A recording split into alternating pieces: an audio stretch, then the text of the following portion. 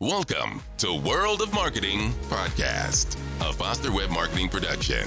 Here's your host, Tom Foster. Hello, everyone, and welcome to the World of Marketing, where I, Tom Foster, talk with legal leaders about marketing mindset and the growth of law firm businesses.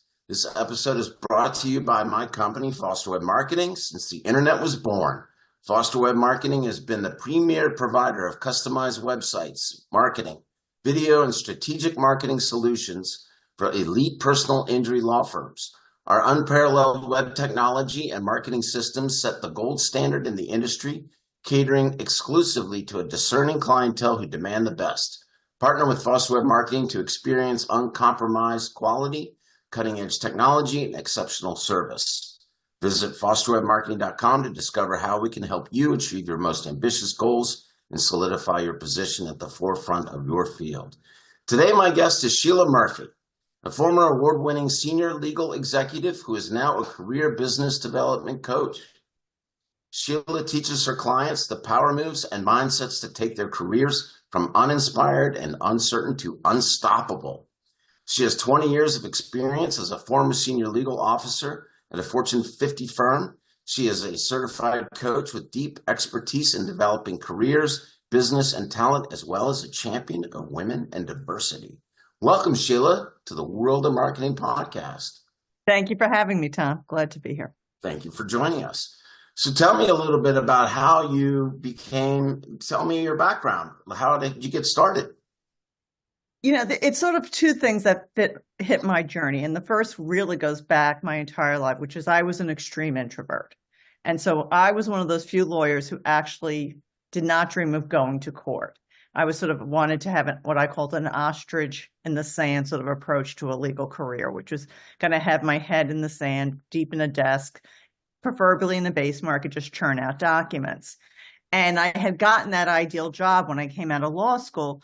But on the first day, the managing partner walked over to me and said, "We have too many corporate lawyers. We're going to make you a litigator." And my heart sank because this was not what I had planned for my career. And I was like, okay, I can't run out of here because my mother, who paid for my education, will kill me. How old were you? I was right out of law school. So wow, you were just a kid. I was a kid, and I was like, knew that this was not good. But so I went through the beginning of my career always thinking of a little bit as of an imposter and how was I going to get ahead. So when I finally went in-house to work at a company, I thought, I don't have to go to court. Life is good. I can put my head down in that desk and churn out documents. And I found out life was different in-house. And I found it out when one of my peers, who wasn't a great attorney, got promoted. And I had no idea promotion was on the table. And what really bothered me was he wasn't very good at his job. And so I realized at that moment that for me to have the career I wanted and for my clients to have the right representation, I needed to change how I was approaching my career and my marketing of myself. And slowly over time, I started taking little steps to change how I approached my career and marketing myself. And by the time my peer left the company, he was actually reporting to me. So the whole thing is to tell people I was a huge introvert. I mean, I had to give my first presentation at the company, and I think it was 2 or 3 weeks without sleep. And you just sort of get used to things, and you try new things, and you see that it works, and you build on it, and you can change what your career is going to look like. Where did you practice law? I practiced in New York City. I practiced first at a law firm that no longer exists due to the 2008 financial crisis. And then I was at in-house at NetLife for 23 years. So and what kind of law did you practice? Believe it or not, despite those trepidations, I went through my entire career being a litigator. Tells you how things can change, as well as I had a regulatory group reporting to me also. So sometimes things at the moment seem like a disaster for your career, but they can turn out to be actually the right path. And, I have been working with, I'm not a lawyer myself, but I've been working with lawyers for 25 years. And I remember, because before that, I was in the software tech business and marketing and sales. And then I got involved in doing trial presentation for lawyers. So helping, litigators present their cases in front of, judge and jury.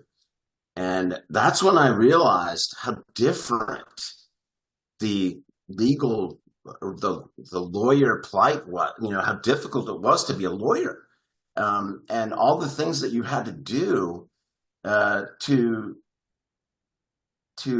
basically make a living, to all the things that navigate within the legal system to win for your client. And not only that, but then also you had to run your business, right? You had to grow your business. So it is the most difficult business. Maybe doctors too are on that level, but such a difficult business to grow. I mean, it's very hard because also in law school, while they take a lot of time to teach you about the law, they really don't teach you about the business aspect of being a lawyer. And whether you're a plaintiff's lawyer, a defense lawyer, an in-house attorney, there is a business aspect to practicing law. And then when you graduate and you're a baby lawyer, again, the focus is on those lawyering skills like it should be. But no one starts to talk to you maybe about the foundational work you should be doing at that point, so that when you get more senior, it doesn't seem like, oh my gosh, now it's like I have to learn a whole second career that I'm going to do at the same time as my first career. And it seems very overwhelming. And, I've dealt with lawyers that are natural entrepreneurs, right? That kind of get it and they understand it. And, many lawyers also understand business and don't have a problem with it. But you're right. Like so many come in as a lawyer and they just expect, to get clients. I am a lawyer. I put up my, here's my stake in the ground. Here's my law firm, and people come in. So what, in your experience in coaching lawyers, what is like the number one thing that they need to know, like lawyers that are getting started? I mean, if they're getting started, the one thing I would tell a getting started person is keep in touch with everyone you went to law school with, because you don't know where they're going to go and how they're going to help you, and make time for that while you're in that apprenticeship. But the other thing I would tell them is that when they're starting to try to understand, no matter what part of the law you're working in, understand how that business operates and what you're going to need going forward. Because in the beginning, no one's going to be telling you. And some places they don't tell you till it's almost too late. And so you really need to start to ask questions and be curious about how your law firm works, how other law firms work, what it could be like to work someplace else, or even here for a long term. What is it going to take for you to be successful? Yeah, understanding the business of where you are. And, another thing that you brought up, keeping in touch with people, because this is a referral business, right? I mean, like 100%. I mean, that is what will sustain you, is the referrals. Yes, you can do marketing and all that stuff, but it is referral business, and you will always get your best, at least that's what I found, is that you'll get your best clients in cases from referrals. Well, because, there's this saying that, when you're to get a new client, they have to know, like, and trust you. And if it's a referral, you get some of the halo from the other person, and then the trust part is already sort of a little bit baked in because they actually know someone who recommended you without having to dig and say, well, is it just what they put on their website, or is this really what they're like?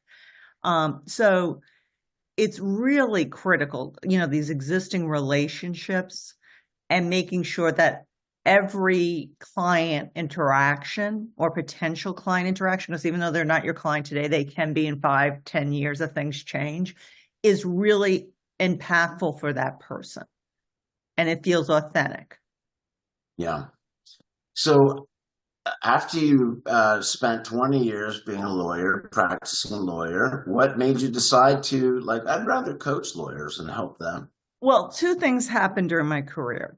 First was we hinted about 2008. And in 2008, I saw a ton of people be impacted by the economic turnaround. And it was especially seemed to me to be impacting people who did not have their own book of business, people who were waiting to be fed from others.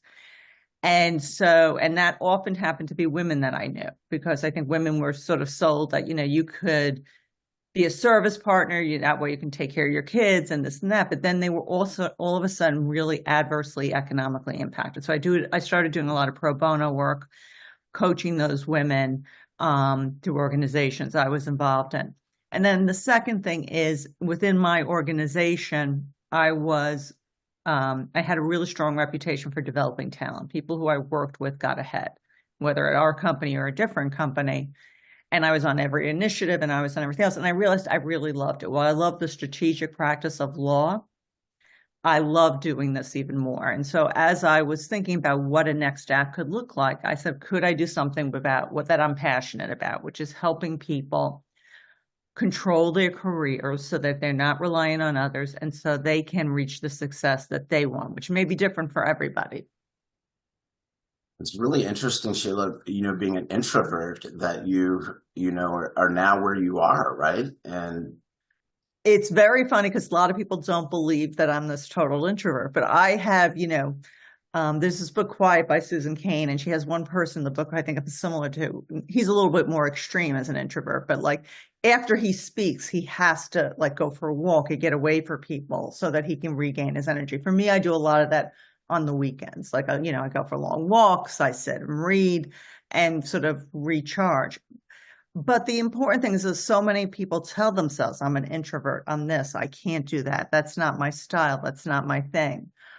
And you really can start to change these things, because a lot of times we don't do things more out of fear than introversion. Fear of being judged, fear of rejection if someone says no to giving business. And so it's really starting to control your own mindset that holds you back. Nothing else does. Well, I'm an introvert myself, and the same thing, and I have to go recharge my batteries. And people are also shocked that they're like, "What? No way!" But yeah, and you hold a lot of that inside. You don't really want to let people know about it. So, but it's also part for both of us. It's part of our business, so that you learn to sort of manage it. And the other thing I've read, there's a book out there called Build My Dream Network that a friend of mine wrote.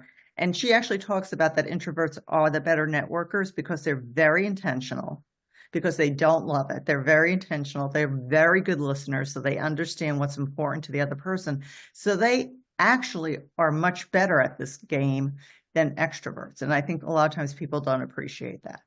And because we're genuine, right? It's a genuine thing. And we're truly, when we come out, it is really to help other people. We see something, see how we can help. And that's really the intention. You're right.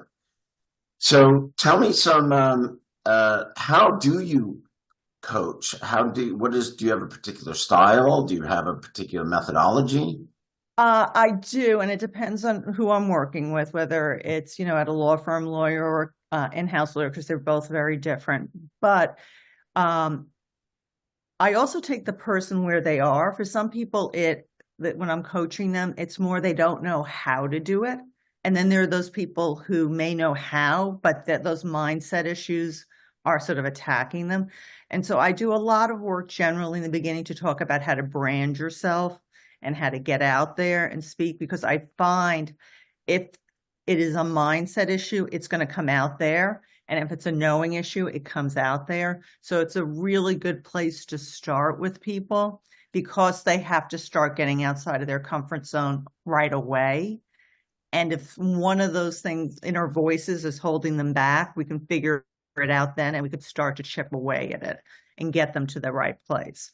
But there really are, the major components are, for law firm lawyers, it's your branding, not just what, and not just what you put out there, but how you are in the room. I always tell people that I recall 10 years ago being in a meeting with somebody, and the younger attorney who was there had seen me in a cocktail party. This is the reason why I knew it was 10 years ago. And she said, I met you 10 years ago at this meeting with the senior attorney, blah, blah, blah.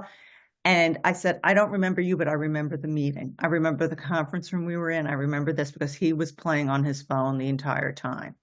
And so it's not, when you're thinking about branding, just what you're putting out on your website or what you're putting on your LinkedIn profile or your bio, but it's how you are, the stories you tell, the things that you do. And so to me, branding is critical for everyone, as is your networking, which we touched upon. I mean, I think it's, the research is clear. People with the strongest networks, no matter what field they're in, have the most successful careers. And then depending on if they're at a law firm, I do a lot of work with people around the ask, how to ask for business, what to do, how to cultivate, how to research it. For people who are in-house, that switches, and we talk more about leadership, because in-house, what people don't realize is you don't get promoted for your legal skills, you get promoted for your leadership. Now, that doesn't mean you can be a bad lawyer. It just means the expectation is there are a lot of good lawyers, there are less good lawyers who are good leaders. And so they start to hone in on that leadership as a way of separating out those who are, they consider high potential versus those who are going to be just very good, experienced lawyers. So can you give me some examples of how you do that? Like, how do you take somebody that's kind of been, in the corner and a follower and turn them into a leader? Because I agree with that you need to. I mean, we start to talk about, well, first, I'd like them to try to get feedback, do a self-assessment and get feedback from some peers, some business partners, people who've seen them in action, to see what their strengths are, because you also want to use and leverage those strengths. Sure. Where are the weaknesses? What are the experiences? What are the behaviors? What do they need to change to become more leaderly in their dealings with people? And so once we get that information, or we hone into it, the person then starts to see where those behaviors are happening. And so we start to see, are you more shy with more senior people? Are you more shy in the courtroom setting? Is it dealing with the business that is a trigger for you? What is it that makes you act a certain way? And then we dig in and we try to rewrite and change how you would do things that happened in the past. And we talk about a plan to prepare differently in the future, to approach meetings where these triggers may come up, so that you become exceptional in those meetings. And, if I take my own case and I look back, because I was an introvert, I never talked at meetings. So when I decided I had to change, I wrote out everything I could possibly say at a meeting. So it was almost like a script, and, way too much. But as I got comfortable, the script became maybe bullet points. And then I got comfortable speaking off the cuff. And so the more you do things, the more natural it becomes. It's just trying to create that habit, that new habit, to replace the old habit that's holding you back. And is it a shock? Like, do you like slow and steady work up to it, or all of a sudden, like, get in there and, get your voice heard? It's a little bit of both, depending on the person. And you have to gauge, where they are. But it is also celebrating what makes them special, and that they are special, and that they should be doing this, and they do have talents that they should be talking about. It's so ironic. Some of the most accomplished people that I know, and brilliant, like off the charts, brilliant, are so hesitant to share because they feel they're not good enough. And it is trying to get sort of also to the under that. And sometimes it's just like, yeah, you're just going to have to jump a little bit into the swimming pool and see what happens. And then, but celebrate whatever happens, and you did it. It might not have felt good. It might not have gone the way you wanted, but the world didn't end. I remember when I had one boss who was very hypervigilant. He just was scared all the time. And his advice to me as a junior attorney was, if I ever saw anyone who was quote unquote a high notable in the elevator, I should jump out and leave and not talk to them, which is awful career advice. And he was probably one of the smartest people I've ever met, an absolute genius. But the emotional intelligence and the fear that held him back was incredible. And so luckily I knew better than to listen to this advice going forward. But it is something that a lot of attorneys hear from. So a lot of what, when I say about why hire me, one, I know the industry. Two, I'm really practical. I am not, I understand what will make differences, and I try to get you into that place. And the third thing is I am like a really, I'm your champion in terms of truth telling, but I'm also your champion in terms of like being your cheerleader. And you need both of those things, because if someone is blowing smoke to you, you're not going to be as successful because you're not going to have the information. And that's another tenet of my coaching philosophy, which is you need information to make the right decisions. And if you're acting in a vacuum just based on what you think or what you believe in your head, you may not be acting the right way. As I mentioned, I often ask people to get feedback. And one woman came back and said, I got all this feedback, and I'm so glad I got it because what I was going to change is evidently my biggest strength. And so it was like, yes, and so I was like, you would have spent all that time trying to fix something that didn't need fixing rather than focusing on the issues that were holding you back. So it's really critical for everyone, no matter what you do, to sort of, find those people you trust and get that feedback. Now, you said you work with women. Do you work with more women than men? Do you find that women need more help in the legal industry, or? I tend to work with more women, but I work with a lot of men. I don't think women need more help. It's interesting. It was an in-house survey. It wasn't a law firm survey, but most men had coaches. More men had in-house had coaches than women. And so I do think it's more now and then. Women view, I think, money differently. And so sometimes investing in themselves seems like a lot. And so I do think, because like there's a study that women, the same job can be online, and one's commission based and one's not. And the woman will apply to the non-commission based, but you won't apply the commission. So there is something there, but I do work with both groups. There's some general things you could say about each group, but every person is so different that it's hard, it's hard now and then when you speak in huge generalities about it. Yeah. But I do find that I think most people who don't know how to get to the next level can use a coach. But women tend to not invest as much. But with that being said, most of my clientele is probably 60% of women, 65. And how do you get more clients? What is your practice to get clients? So my business development approach is I do a lot of speaking. Mm-hmm. I go to a lot of conferences. I meet a lot of people. I follow up.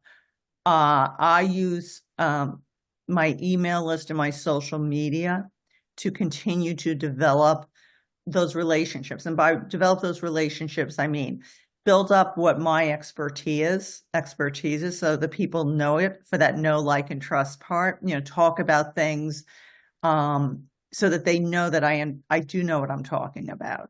As well as some inspirational things about the industry. And then I'll give some free webinars now and then to give people more concrete information. But,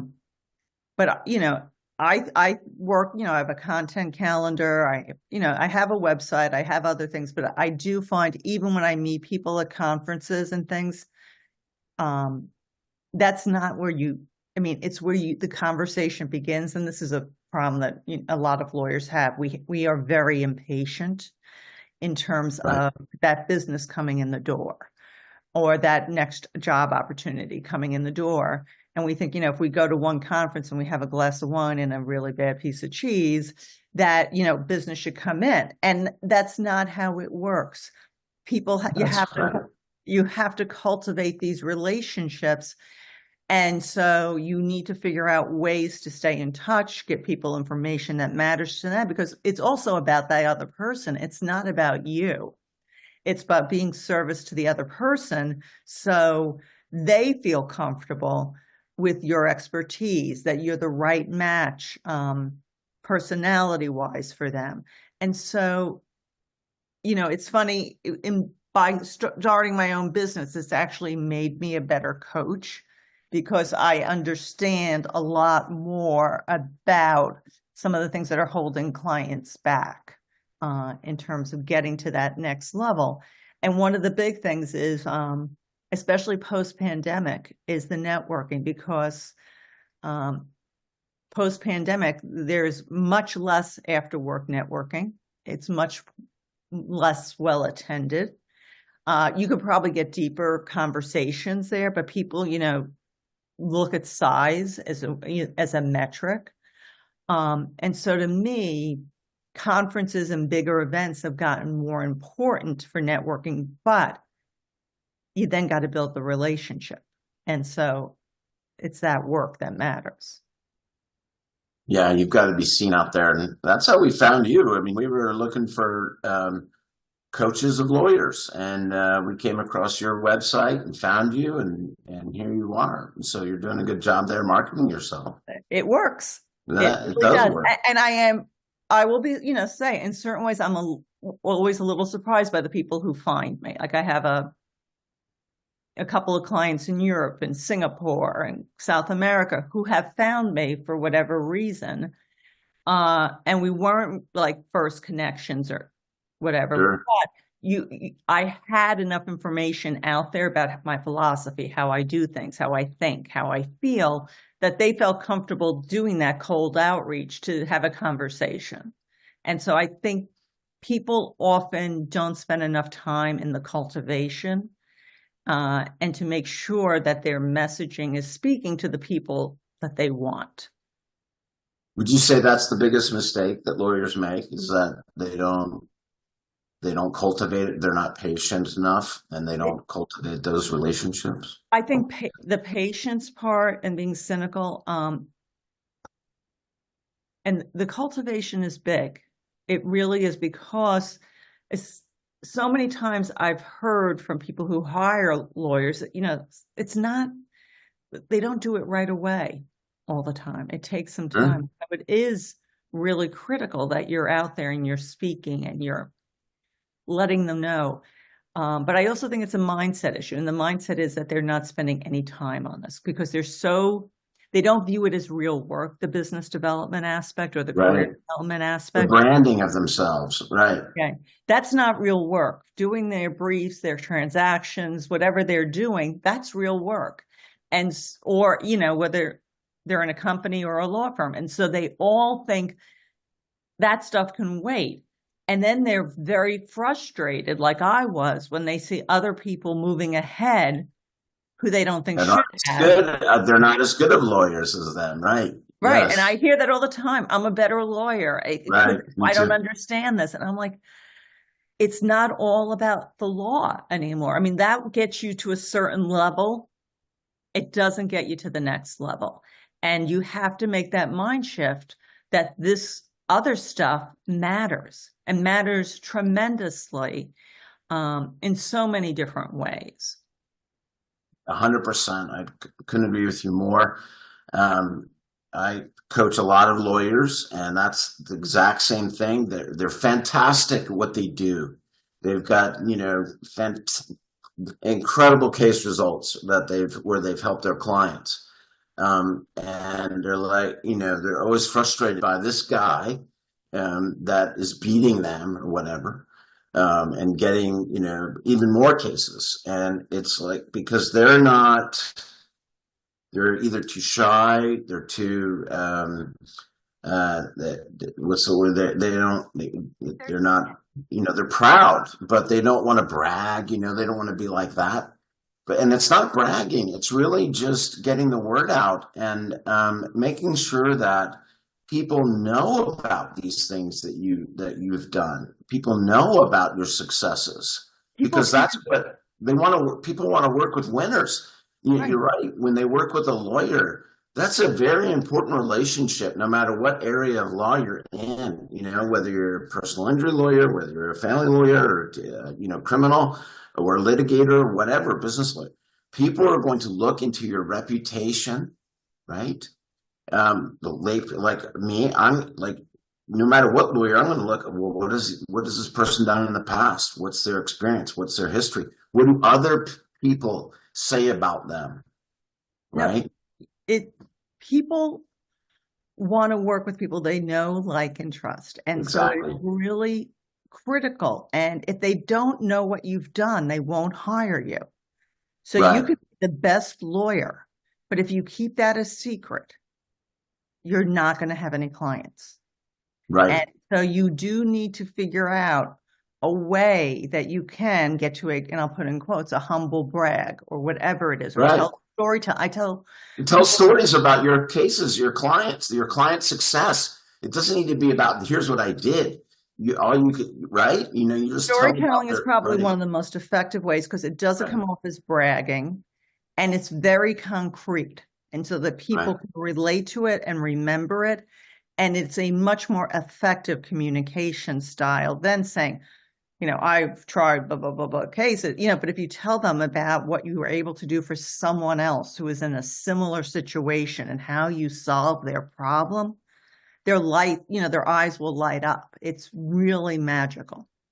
It truly is. And, it's not about you've got to combine the data, right? The data of what happened, but also with the emotion of what happened, so you can connect with them. And that's where the magic happens, when you're able to, bring that emotion and the data together. That's when the magic happens.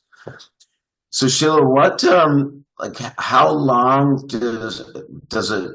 does somebody work with you typically? Like, how do they engage with you, and what's the process?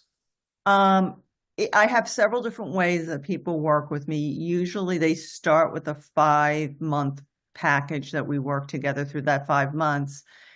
Some people don't go the package, they go just because of where they are with their careers, and and then a lot of people continue to work with me after that in sort of with a session package, so that we keep on track. So we, in the big all-inclusive package, we build the foundation, and then they go and they continue to sort of have accountability and new ideas and stay in touch with different sessions. But in the initial package, for a lot of people, it's, looking at their marketing materials. It's looking at, how they're presenting themselves there. So it's much, what's their content calendar like? How are they getting out there? Who are their ideal clients? Where do they hang out? Are they meeting the right people? Where are people where they've met in the sales cycle? And so it takes a lot. It's the foundational work that allows you then later just to do some accountability and changing things up that isn't working for you right now. Because the more, as we've seen in every way of our lives, everything changes very quickly now. I mean, a year ago, or 2 years ago, AI was not, no one knew it. And now it's like tremendous as to what the implications are. ESG, other things were not involved. So you really, and the economy can play a great part in this stuff too. So you always need to be looking to see what you should be switching up. And so it's never once and done. It's a journey. It's a journey. And I've even had people who have been more senior in their careers, and they thought that they were going to ride off into retirement. They were that close. And then there were shifts in the economic environment or their, internal environment, and they needed to rebuild and redo things because the world had changed. And so I tell people, even if you're doing really well, you should always be looking to tweak and change, because there is no riding off to the sunset anymore. It just isn't reality. No, you have to constantly be challenged. And you will be challenged whether you like it or not, but you should be challenging yourself, and you should always have a mentor, right? You should always have a coach, right? If nothing else, to just get you to stop saying bad things about yourself, right? Because that's what we all do, that negative self-talk. And push you. Like I have my own coach, and she pushes me tremendously to do things that I just don't feel comfortable doing. But when I do them, I then see the benefits that came down the line from taking those actions. And so we all need those people in our lives who will push us to be better. Right. I always tell people, look at your peers, because that says so much about you in terms of your philosophy and how you approach things. And are they pushing you to be better, or are they holding you back? Well, Sheila, it has been wonderful to meet you and talk to you. And if people that listen to this podcast would like to get in touch with you, your website is Focus Forward Consulting. That's focus-forward-consulting.com. Is that the best way for people to get in touch with you? They can do that, or they can reach me on LinkedIn, Sheila Murphy /Focus Forward. So either way is great. I'm constantly looking at both. So if emails or whatever come in, I find everything. And she's very responsive, everybody. She responded right away and set this up and also rescheduled it for me. Thank you so much for that. And I really enjoyed meeting you and would love to have you back again to talk about this, because this is, as you said, as we agreed, this is a never-ending journey of helping people. I would love that, Tom. It's been a lot of fun. Well, thank you so much, Sheila. Hang on. Okay, everybody, this has been Tom Foster and Sheila Murphy on the World of Marketing. You guys have a wonderful day, and we'll see you soon.